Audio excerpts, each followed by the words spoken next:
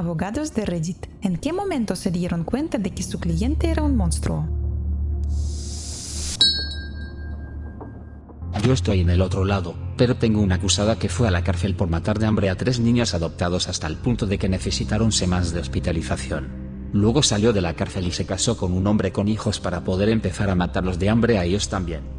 Escuchar su entrevista, en la que intenta justificar lo que hizo a ambos grupos de niños, me perturbó más que cualquiera de los casos de asesinato en los que he trabajado. ¿Cuál fue su justificación? Ella no hizo nada malo. Ella solo estaba tratando de ayudarles a ser sano y hermoso. Se sentía mal por el primer grupo de niños porque la necesitaban, etc. No fue mi caso, pero he visto las fotos. Los primeros niños parecían supervivientes del Holocausto. Tenían de 4 a 5 años, y les había lavado el cerebro para que pensaran que solo ella los amaría. Abogado defensor de criminales. Puedo nombrar algunos casos en los que estaba absolutamente disgustado con mi cliente. Advertencia, estos son en su mayoría hace años, cuando yo estaba tomando cualquier caso viejo. Ahora me dedico más a casos de cuello blanco y federales. 1.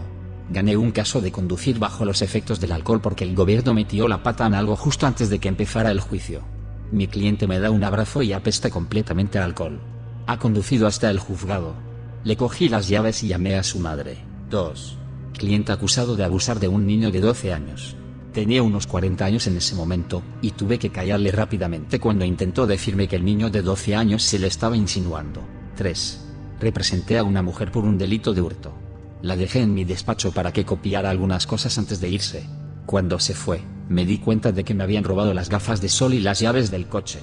La localicé en el vestíbulo y le dije que no iba a seguir representándola, y que llamaría a la policía si no se vaciaba los bolsillos delante de mí y me daba mis cosas. 4. Tuve un cliente que fue puesto en libertad tras 25 años de cárcel por asesinato, y el mismo día golpeó a su posible nuevo casero. Le acabaron cayendo otros 10 años. No se arrepentía de nada y se reía diciendo que le había pegado tan fuerte que se le había salido el globo ocular. Pensé, este tipo merece estar en la cárcel. Llevó el caso a juicio de todos modos y, sorpresa, perdió y le cayeron 10 años, el máximo. 5. Un cliente que se hizo pasar por médico para vender esteroides. Según el gobierno, tenía numerosos clientes a los que hacía creer que sus esteroides les curarían el cáncer. Le pagaron cientos de miles de dólares y algunos de ellos murieron. Pensé que eso era pura maldad. Deberías haber dejado marchar al conductor e informar de la situación a los agentes que probablemente se encontraban en el juzgado. Dejarle encender su coche solo para que le volvieran a sacar y esposar. Tuvimos un cliente que intentó imponer una restricción postempleo a una recepcionista de 19 años después de que renunciara y empezara a trabajar para un competidor.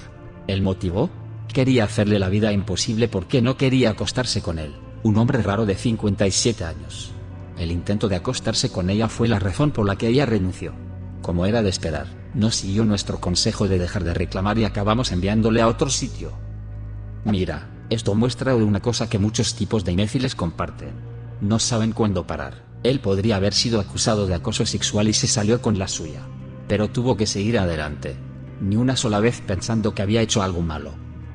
Mi profesor de psicología general trabajaba para el estado de Arkansas evaluando a delincuentes para ver si podían ser considerados criminales dementes. Una vez nos contó la historia de un tipo que cogía fragmentos de cristal y los escondía bajo la piel, supuestamente para utilizarlos en un momento más oportuno. Dijo que su entrevista con él le puso los pelos de punta. Intentó vender a su bebé. Me enteré durante una audiencia, frente al juez. La gente que intenta vender bebés me sorprende. La gente que intenta comprar bebés me confunde. Tuve un cliente divorciado, marido y padre, que renegó de su hijo autista. Trató de argumentar que debería recibir toda la jubilación de su esposa después de no haber trabajado durante 12 años. Se puso en contacto conmigo en pleno huracán Sandy. Él estaba en el Bronx y yo en Manhattan, diciendo que quería acusar a su mujer de desacato por no haberle pagado ese día mientras la tormenta azotaba a Nick. Me dijo que estaba cometiendo un gran error al casarme. La fecha de mi boda era el 3 de noviembre, 4 días después de Sandy, diciendo que iba a ser desgraciado y a arrepentirme. Podría seguir, pero lo peor fue cuando, varios meses después, como su divorcio estaba tardando mucho, nos envió cartas amenazándonos de muerte a mi mujer, y a mí diciendo que había contratado a un ejecutor para que nos matara a los dos si su divorcio no finalizaba en 60 días. Llamé a la policía y me dijeron que había abandonado el local un día antes. No supe nada de él hasta febrero de 2014, cuando me envió un correo electrónico diciendo que necesitaba un abrigo de invierno de su mujer y que sí podía ayudarle a conseguirlo. Irónicamente, el divorcio no tuvo que completarse porque se suicidó antes de que el juez firmara la sentencia de divorcio. Soy abogado de condenados a muerte. Aunque algunos de mis clientes han sido condenados por crímenes horribles, a veces de pesadilla, sinceramente nunca he pensado, oh, esta persona es un monstruo.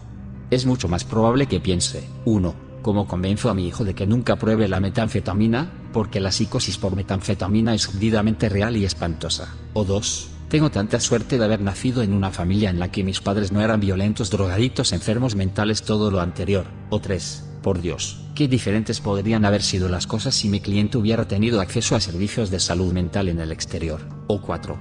Vaya, esta persona que era completamente disfuncional, en el exterior se ha adaptado muy bien a la estructura que proporciona un entorno institucional. Tal vez se deba a mis creencias religiosas y a mi naturaleza analítica, pero la idea de que algunas personas son malas o monstruos nunca me ha parecido cierta ni se ha visto confirmada por mi experiencia. No soy abogado, pero fui asistente jurídico durante muchos años. Trabajé principalmente en derecho de familia, como estoy segura de que hacen otras publicaciones para preservar la confidencialidad. Voy a ser imprecisa y no voy a incluir géneros ni lugares. Tenía un cliente que se iba a divorciar. El cliente y su pronto excónyuge tenían un hijo de 12 años con autismo. Los dos sentaron a este pobre niño a la mesa un día, y le hicieron elegir con qué padre quería vivir. Nuestro cliente me llamó para regodearse de que el niño había elegido a su favor, y para ordenar que se preparara el papeleo. Este cliente era un miembro destacado de la comunidad empresarial y ganaba un sueldo bastante alto, y estaba tratando a este niño como una mercancía. Me indigné. Ya no me dedico a la profesión de abogado, pero siempre recordaré este caso. Una de mis mejores amigas es abogada de familia y vivió una situación similar, pero al revés. Tanto el cliente como su cónyuge, delante de un juez y delante de su hijo autista, se turnaron para argumentar por qué no deberían tener la custodia. Ambos alegando que están demasiado ocupados, que su ex es más adecuado para ser padre, que el niño claramente prefiere más al otro, etc. Pobre niño. Mi amiga se va a divorciar, y me ha pedido que la acompañe a su cita con el abogado. El abogado me dijo que ahora tienen abogados especialmente formados que trabajan con niños para averiguar qué quieren los niños. En lugar de preguntarles con qué padre quieren vivir, les hacen preguntas como, ¿qué tipo de cosas haces con tu padre? ¿Te divierte estar con él? ¿Te gusta tu habitación en su casa? Básicamente, extraen la información de los niños, y luego redactan un informe que el juez y los abogados del caso debaten en su despacho. No fue el cliente, sino mi socio gerente. El cliente era un hombre senil de 90 años. Quería vender terrenos por valor de algo menos de $1.000 millones a unos empresarios. Basta decir que había muchos que querían aprovecharse de la situación. Uno de ellos, para mi consternación, era nuestro socio gerente. El socio quería insertar una disposición que lo hubiera canalizado cerca del 60% de los ingresos exclusivamente a él. Se podía ver cómo le brillaban los ojos ante la mera mención de dinero. La disposición se perdió en las revisiones. Yo estaba haciendo las revisiones. Ya no formo parte de esa empresa de mala muerte. Hace muchos años solía trabajar como representante de abogados. Los casos van al Tribunal de la Corona. El abogado se encarga y yo estoy ahí para el papeleo, cosas adicionales con el cliente, etc. Un hombre de 70 años llevaba 15 en la cárcel por agresión a un niño. El abogado y el procurador trabajaron para conseguir su puesta en libertad, ya que casi todo el mundo le había dado el visto bueno. Los guardias le sacaron de la cárcel para llevarle al dentista y, al entrar en la sala de espera, vio a 2 niños y corrió hacia ellos. Los guardias lo detuvieron. 3 semanas más tarde, en el tribunal, fui yo quien le sentó en una sala para explicarle que no era una vista para ponerle en libertad. Es para internarte en un centro de salud mental para el resto de tu vida. No se lo tomó bien, no derramé lágrimas. No soy abogado, pero mi padre sí. Me ha contado la historia de por qué dejó de ser abogado penalista. Tuvo un caso con un par de jóvenes rusos acusados de fraude de valores. Mi padre trabajó muy duro en el caso, y consiguió un gran acuerdo con los chicos con un poco de libertad condicional, una multa y algunos servicios a la comunidad.